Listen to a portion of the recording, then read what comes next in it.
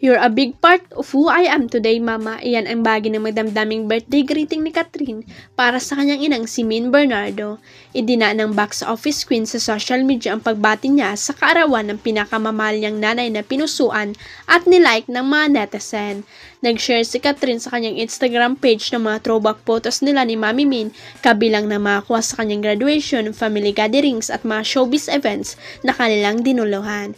They say you can choose your family, but if I had a chance, I'd still choose to be you, my mom. Over and over again ang simulang caption ni Kat sa kanyang Instagram post. Dagdag na message pa ng kapamilya superstar para kay Mami Min, our relationship may not be perfect, loads of fights and misunderstanding, but it's the imperfect moments that made us stronger. They made me love you even more. Napakalaking impluensya rin daw ng nanay niya sa kung ano man ang pagkatao niya ngayon. You're a big part of who I am today, Mama. We don't say it much, but we love you dearly. Your happiness will always be my happiness. Happy birthday. Love your bunso, the most kulit and stressful one. Payag ni Catherine. Muling ibinandara ng ilang celebrities ang kanilang matibay na pananampalataya sa Jesus Nazareno. Ilan lamang sa mga nag-post sa social media ay sina Coco Martin, Makoy De Leon at Angeline Quinto na halos taon-taon ay nakikita na talagang nakikijoin sa translasyon o prosesyon ng mga deboto ng Nazareno.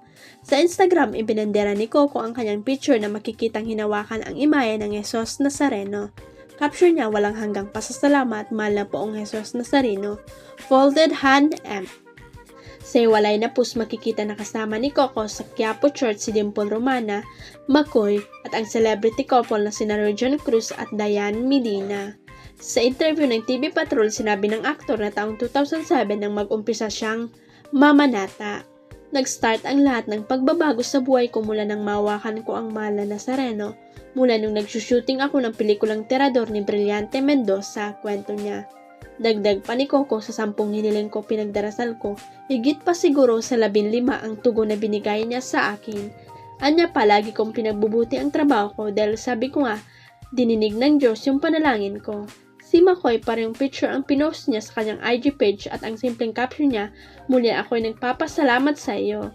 Ganun din ang nakikita sa social media post ni Angeline na nakahawak rin sa kamay ng imahe ng Jesus Nazareno. Ang wika naman niya, Viva Señor Jesus Nazareno, folded hand emoji. Huwag kalimutang i-click ang subscribe button at i-ring ang notification bell para sa latest at legit chika updates.